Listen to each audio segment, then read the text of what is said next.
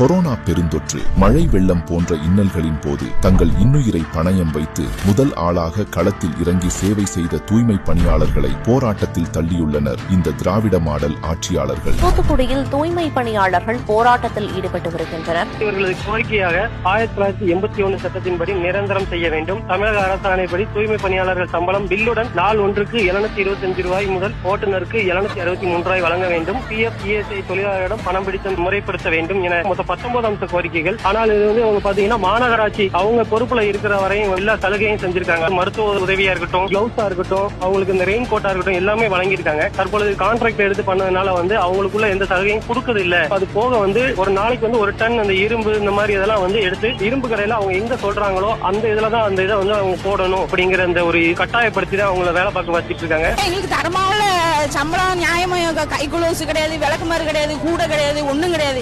ஆனா கேட்டா நீங்க எடுத்து நீங்க வேலை பாருங்க, நீங்க எதுக்கு வந்திருக்கீங்க, நீங்க எடுத்து வேலை பாருங்க, வேலை பார்க்க சேர்ந்தா வேலை பாருங்க, இல்லைன்னா போங்க, எங்களுக்கு ஆள் இருக்கு அப்படின்னு சொல்றாங்க. உரிய சம்பளம் உள்ளிட்ட அடிப்படை உரிமைகளை வழங்காமல் தூய்மை பணியாளர்களை இன்னலில் தள்ளிய இந்த திறனற்ற திமுக அரசை தூக்கி எறிவோம்.